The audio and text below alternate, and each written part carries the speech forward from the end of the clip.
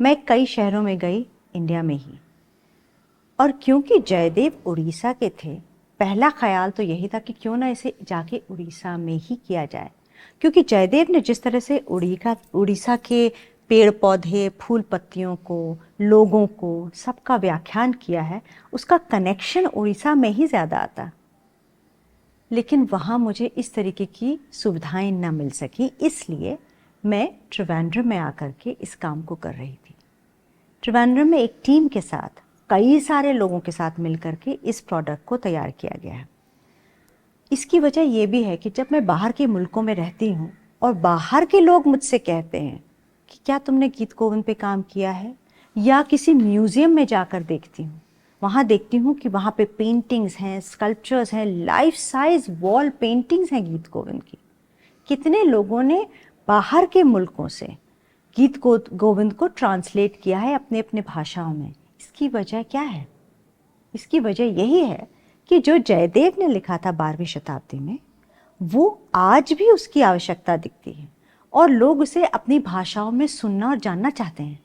ये वजह थी कि मेरे स्टूडेंट्स जो दुनिया भर में बिखरे हैं इस वक्त, उन सबको मैंने कांटेक्ट किया और हम लोगों ने इंटरनेट पे इसको स्टडी करना शुरू कर दिया। टाइम डिफरेंस बड़ा लंबे लंबे थे, किसी की सुबह थी तो किसी की रात, किसी की दोपहर तो किसी की शाम, पर हम सब ने मिलकर इस ग्रंथ पर रिसर्च किया। फिर म्यूजिशियंस जो दुनिया भर में फैले थे, उनसे मिलकर के इस म्यूज़िक को बनाया। म्यूज़िक बनाने के बाद डांसर्स को ढूंढ के लेके आई कि कैसे इनको सब मिला करके कोरियोग्राफ करूं।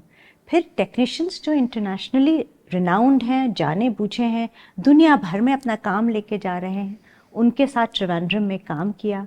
वहाँ एक स्टेज बनाया गया जिस पर गीत गोविंद के सारे प्रबंधों को किया गया। उस स्टेज को बनाना बड़ा मुश्किल काम था। उस स्टेज के चारों तरफ एक वन की स्थापना की गई। उस वन में वो फूल पौधे और वो पत्तियां जो गीत गोविंद में जयदेव ने लिखा है, उन्हें भी लगाया गया। लोग त्रिवेंद्रम से उड़ीसा गए, वहाँ से उन पौधों को लेके आए और उन पौधों को बड़ा करके उस माहौल में किया। तो अब जब हम कहते हैं ललित लवंग लता परिशीलन, तो हमें वो दिखती हैं लताएं जो उस समय जयदेव ने देखी थी और उनको अपने काव्य में लिखी थी।